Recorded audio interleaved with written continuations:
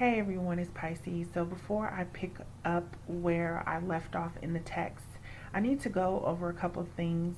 I need to first go over the disclaimer, and then also I need to go over what a psychic attack actually is, because a lot of people don't realize what psychic attacks are.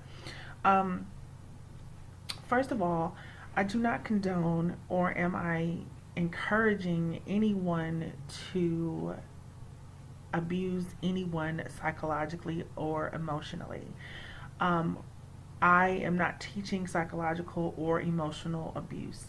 The difference between what I'm teaching and psychological and emotional abuse is that psychological abuse, or any type of abuse for that matter, is forcing someone to do something that they don't want to do with the threat of harm.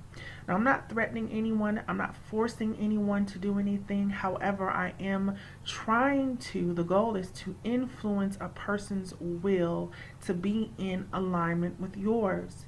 Now, a psychic attack can be many things, and it can be done many ways. You can get into someone's mind using sex.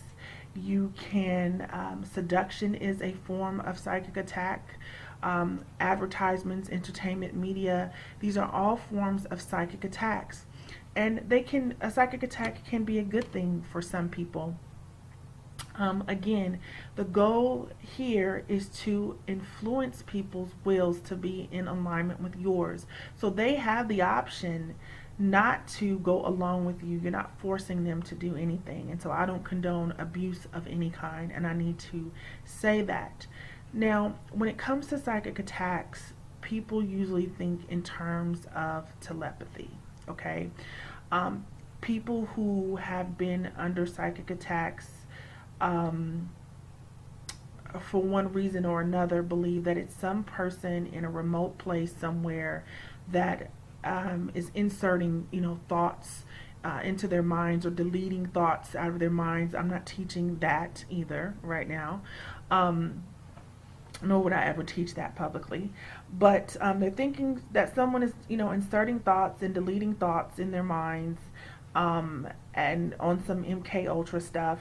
Usually, what we found in telepathic studies and even telekinesis, that the closer the person is to the target, the more impact that person has. So if someone is somewhere in China trying to, do something to someone's mind in Florida, it's less likely, unless you think of, okay, like the cyber world and the virtual world, that means that person's in a different space. But usually it's very rare, unless that person is extremely skilled, the person in China, it's very rare that they can have an impact on a person's psyche being, so far away. So if you are suffering from a psychic attack, I will almost certainly guarantee it is from something that, was within your immediate space, whether it happened 20 years ago or whether it's happening right now. And most of the time, psychic attacks usually are in the present. Okay. Something, even if something happened to you like a long time ago, something in your immediate space is triggering whatever happened to you a long time ago. Okay. So before I pick up where I left off, and so I just wanted to clarify that as far as what a psychic attack is. So before I pick up, where I left off in text. This video is not going to be an extremely long video, simply because obviously I can't teach a lot of this stuff publicly. I do plan on doing a class maybe in February, somewhere around that time, as I will be in Las Vegas for the most part of the month of January. And I probably in January will be laxed on my videos. I'll try to put up as many videos as I can before I leave. But before I pick up where I left off in the text, I want to, kind of set this up for you. So, again, obviously I don't condone psychological abuse. I don't condone doing this on children or elderly or the disabled or the feeble-minded or people that are, where there's a power imbalance. For me, I mostly use this when I was working, because work can be a very a place just full of warfare, and you have to deal with so many different personalities. And I hated to go to work before I quit work altogether. And I was not necessarily a people person, but you have all these different personalities, including your supervisor, and you have to deal with all these people, and it causes a lot of stress. And I didn't like that type of stress, so I had to learn how to deal with people on a mental level so that when I went to work, I was comfortable. um, um, so usually my targets are people that I just don't like, that I've had bad dealings with in the past, or I don't target innocent people if I don't know them, if they haven't done anything to me. I don't target. It's someone usually who I just don't care for. Okay. So, and I'm going to teach on depression at a future date. Um, I'm going to teach on depression, oppression, and possession. I think that's going to be a fun video because we're going to talk about the psyche as well as the spirit, demonic possession and stuff like that, and oppression. So I'm going to teach on that at a future date. But, when it comes to depression, and I just want to set this up for you, depression, people will say that it is a disease. In my experience and from my spiritual perspective, depression is not a disease, just like cancer is not a disease, but it is an inflammatory response. Now, I'm not a doctor, so I can't say that medically, but from my experience, from my understanding, and from my knowledge, and from how I understand things, depression to me is an inflammatory response. Okay. Now, depression can come from many different things. It can come from the physiological factors, biological factors. Something as simple as not getting enough sun can cause depression, but I want to focus on depression that comes, from psychic attacks. So this being an inflammatory response simply means that the psyche has come under some kind of attack. And let me tell you, the mind is a system. It is a system like your digestive system. It is a system like your upper respiratory tract system. It is a system like your lower respiratory tract system, like your nervous system, etc. And it is susceptible to things that are much like viruses. Okay, so when I talk about psychic attacks, I want you to think in terms of a virus. And this virus is a thought configuration. Some people call them, light workers will call them thought forms. Okay. So basically, if I'm going to attack someone in the psychic realm, I am going to create a thought configuration or a thought form that's going to act much like a virus. And the goal is for this thought configuration, or for this virus, to do much like a cold virus would, to invade the mental defenses and to render that person weak. But before that happens, I want this virus to invade the mental defenses, and I want it to multiply. Okay, and once these thought forms begin to multiply, they kind of take a life on their own, and there really isn't much that you have to do at that point, which is why I like fucking with people's head, because it's the easiest thing that I can do. It's the quickest thing that I can do. It doesn't take a lot of work, whereas rituals and all of these other things that we can do in the spirit and stuff, it doesn't take as much work, and I'm in and out just like that. Okay. So I want this virus to attack this person's psychic defenses, and I want it to take a life on its own.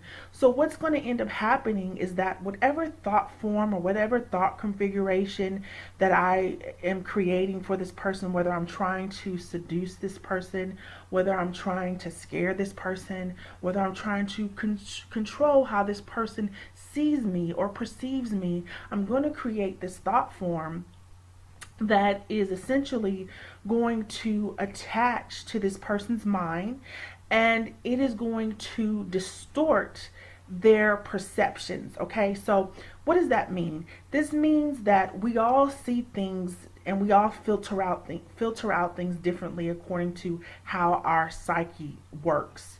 And so if I want someone to think, say if I'm trying to seduce someone, if I want them to think that I'm the most sexiest thing in the world, if I'm trying to get a man to leave his wife, for instance, for me, or whatever the case may be, I'm going to have to create a thought form that's going to kind of distort the truth that maybe I'm not the sexiest thing in the world. Maybe I'm really not shit, but I'm going to create this thought configuration that makes them perceive that I am. Okay. Now, exactly how to do this, I cannot say publicly, but I am going to give you maybe a couple of examples of how this works. And I'm trying to figure out whether I should start to pick up on my, I'll do that a little bit later, but let me give you an example. I taught on a video, and this is the first example that comes to my mind right now. I taught on a video called, years ago, called Predatory Magic. I'm not sure if this was on my first Pisces 247 channel, which was about 2007, 2008, or if this was on my second one. I've had several of them. But I taught on a video called Predatory Magic, and like I said, I use this mental kind of warfare a lot when I used to work. And I had this job that I absolutely hated, and it was kind of during the recession time. I had a young baby at that time. My daughter was a baby, and me and my ex-husband, we were working, kind of building our future, I guess you could say. And I hated this job, and I mean, I hated it with a passion to the point where I would literally wake up and just cry. And so I decided that, and I needed the job at the time because the economy wasn't doing well, and I had a lot of friends that were out of work, and so it wasn't like I could just go to another job at that time. But I needed to make things easier on myself with all of the work assignments that I had. And so I figured that my boss at the time was going through a divorce. And I figured that if I could just change the dynamic of our working relationship, I would get a lot less work. Okay. Now, I know that I could have thought of millions of other things to get out of my work assignments, but for me at the time, this was the easiest thing, and this was the first thing that came to my mind. So I said, if I can just change the work dynamic between she and I, if I can just distort her perception so that she doesn't see me as a subordinate, that she sees me as something else, I wouldn't get all of these work assignments. Okay. So my boss at the time was going through a divorce, a really bad divorce, and her mind was consumed. I mean, she would come to work, but her mind was consumed with this really awful divorce that she was going through. And I knew that if I could just use that to use that kind of as my tool to kind of get inside of her head and make her see me differently, that I could alleviate myself of all of these work duties that I was having to do. And so what I decided to do was I decided to become her therapist, and she kind of became my patient. So picking up where I left off in the text, we can't just jump into someone's mind, okay? There has to be a portal in order to get inside of someone's mind. And that portal can be, there's a lot of different things that you can use to get inside of someone's mind. You can use, like I said, sex. I taught on sex magic and stuff like that. But this portal, the easiest thing is to use the emotions. Now, people confuse the emotions with the mind. And the emotions are certainly a part of the mind, but it has a physiological aspect in that the mind, the emotions rather, can make people physically cry. It can make people physically sick. It can make you hot. It can make you warm. So there's this physiological aspect with the emotions. So we're going to use the emotions as our portal. So she was already going through this divorce, and of course she was sad. And so what I just simply began to do, and this is what I always do when I'm, doing this kind of stuff. I'm always giving people compliments, and I'm telling them how wonderful they are, and I'm telling them how smart they are and how beautiful they are. And I would tell her, you inspire me. You're so strong. Of course, I didn't mean any word that I was saying, but I needed to get inside of her head. And she immediately responded to it because, of course, she was already despondent in her mind and her emotion. She was already weak. So there wasn't much that I needed to do, because some people are harder than others. When you think of trying to get a man to leave his wife, it's completely different. If this man has an analytical mind, it's completely different from getting a man to leave his wife if he has what we call a reactive mind, or if he's emotional. Because the analytical mind, or seducing the analytical mind, and I actually did a video on this a while back too, seducing the analytical mind is completely from seducing the reactive mind. The analytical mind thinks in facts, and the reactive mind pretty much doesn't think at all. And so we have to take all this stuff into account when we are, looking at who our target is. So for her, she was already emotionally fucked up, and so it didn't take me much for me to do what I needed to do. So I usually, like I said, I usually use a lot of compliments. And what this does is it works actually twofold. It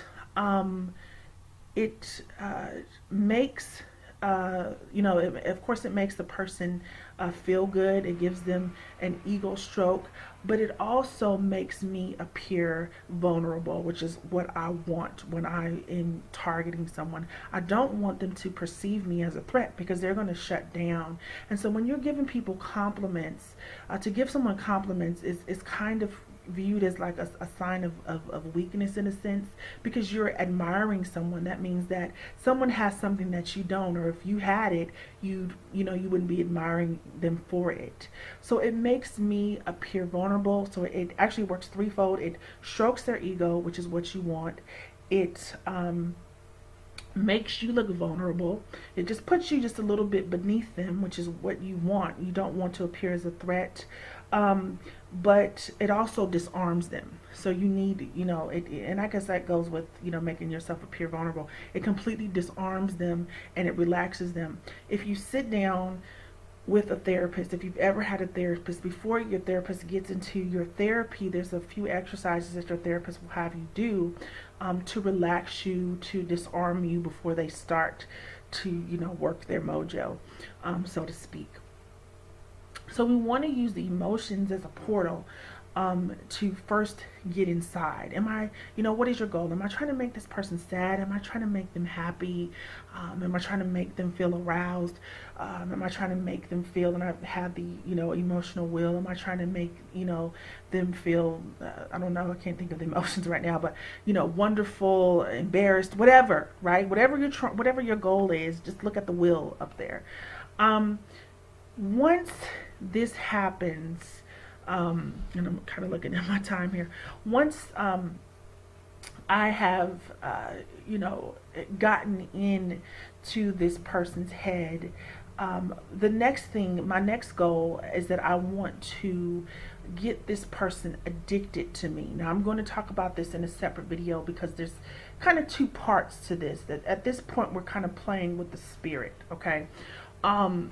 So I want to get them addicted to my energy. I want them to get addicted to the words. I want them to associate me with feeling good.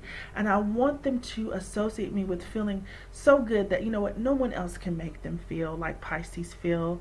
No one says the wonderful things to them that Pisces says to them. So that at some point when they see me, they begin to not even see a person. They begin to see, I'm like a drug now, because now they're addicted to me. Okay? So when we get to this point, so going back to my old boss, so at some point in this, me doing my work, she began to view me as a therapist, and she became my patient. So when the dynamic of the superior and subordinate was changed, by her seeing me as her therapist, she could not give me the work assignments that she used to give me, because now I'm not her subordinate anymore. Now I'm her therapist, and you don't assign work to your therapist, right? So now I've kind of distorted her perception of who I am. Okay. And so now guess what? She gets help. She gets, now don't get me wrong, I loved it. I helped this woman a lot during this divorce. She came out stronger than last time I saw her. Honey, she was on the dance floor with some Spanish men doing some salsa when I took my daughter to this young hot stud, when I took my daughter to ballet lessons, and I seen this lady, and she, was on the floor and with this Latin stud, y'all, just cutting it up with salsa. So I did help this woman, but I did help myself at the same time. So once you get, you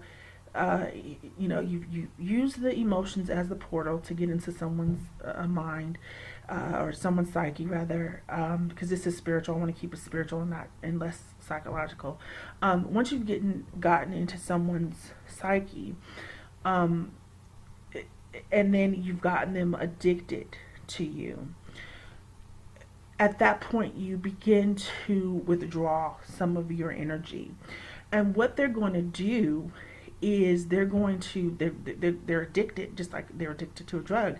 They're going to want more. Okay.